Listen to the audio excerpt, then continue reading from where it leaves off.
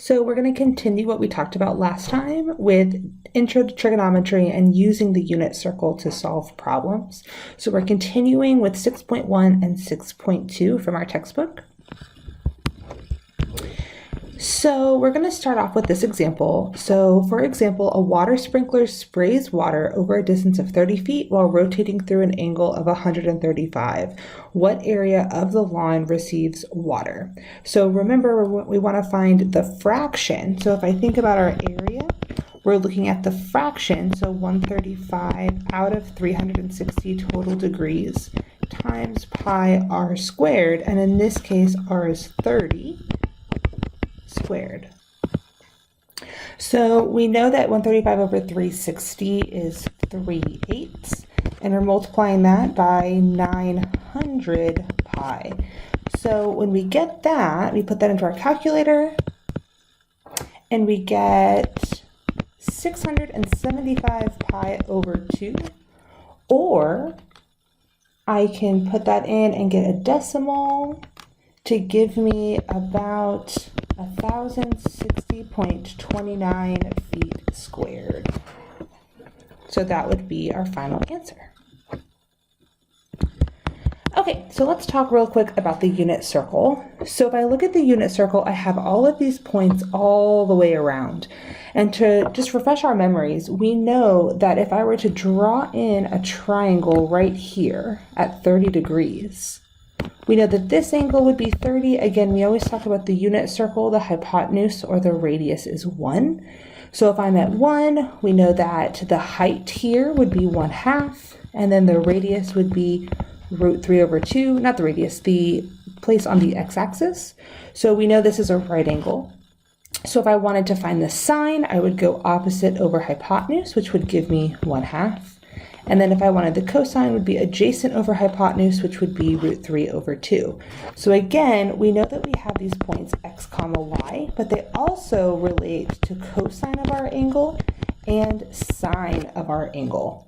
So we're going to be using that today in order for us to solve problems.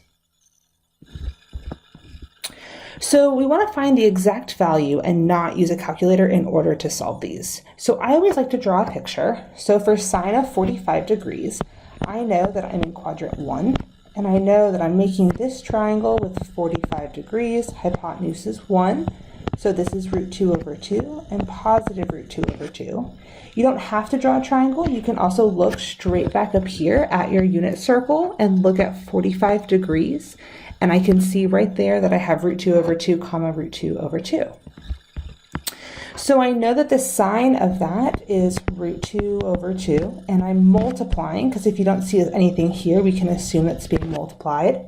And the cosine of 45 is also √2/2. So I multiply straight across because there's no equal sign here.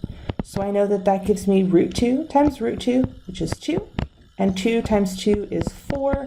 So I get my answer to be 1/2. So no need to use a calculator because I have the answer. So why don't you take a second and work on these next two.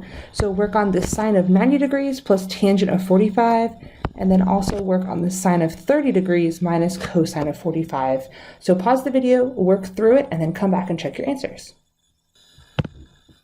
Okay, so as you can see here, the sine of 90, that's the straight vertical one, so that's equal to 1. And then the tangent of 45 degrees, we know that that is sine of 45 over cosine of 45. And since we're dealing with a 45-degree angle, we know that they're exactly the same. So sine divided by cosine is 1, so 1 plus 1 is 2.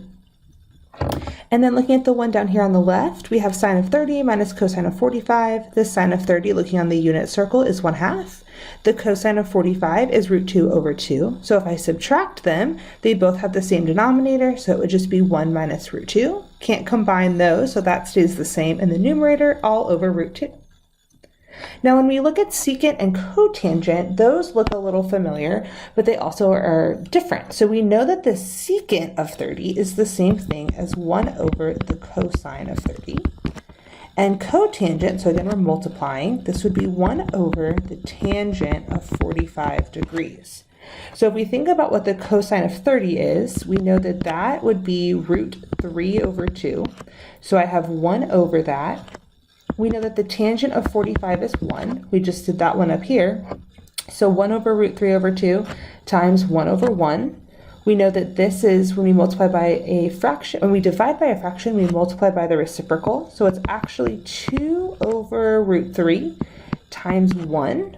So I get 2 over root 3, which I would accept, or you could rationalize root 3 over root 3. So that gives me 2 over root 3 over 3. And I think your textbook wants you to rationalize them.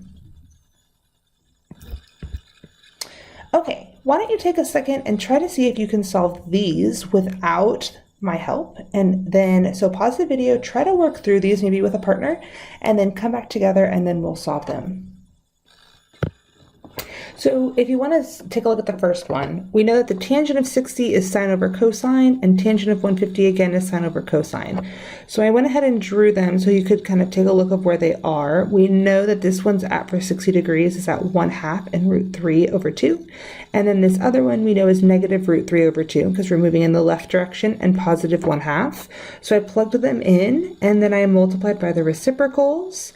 I combined what I had left, so that was root 3 minus 1 over root 3. That's cool. Or if you rationalized it, it would look root 3 minus root 3 over 3. And then if you wanted to, you could combine these two and make them one big fraction. So if you did that, you would multiply this root 3 by 3 over 3.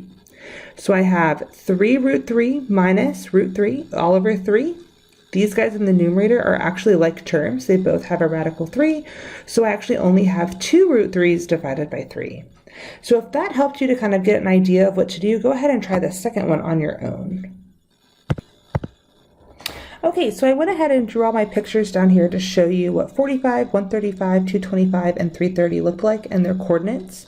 So I knew the sine of 45 was root 2 over 2, and I plugged them all in. And then I noticed that all of them were over 2, so I plugged them in over one fraction, and then I combined like terms, and then I was left with root 2 minus 1. So the minus 1 is outside of the radical. You could have also thought of it like negative 1 plus root 2 all over 2. Either one of those would work as your final answer. Okay, last but not least, we're just going to look at a point here we have at root 3 over 2 and 1/2. Where exactly would that point be? So take a second and think about it. So I realized that I would be going over to the right, positive root 3 over 2, and then up 1/2, and the only place that I know that that exists is at 30 degrees. So if I wanted to find the sine of the angle, again, we can think about now that theta is 30 degrees. Take a second and find all 6 of these trig functions. Okay, so we know the sine and cosine automatically, so we can find these guys straight from that point. We know that if we take those and use the reciprocal, so instead of thinking of it as 1/2, we can think about it as 2 over 1, which is 2. So sine, remember, helps us to find cosecant, and cosine helps us find secant, because remember, they all have to have a copartner. So secant would be 2 over root 3, which you could then rationalize to 2 root 3 over 3.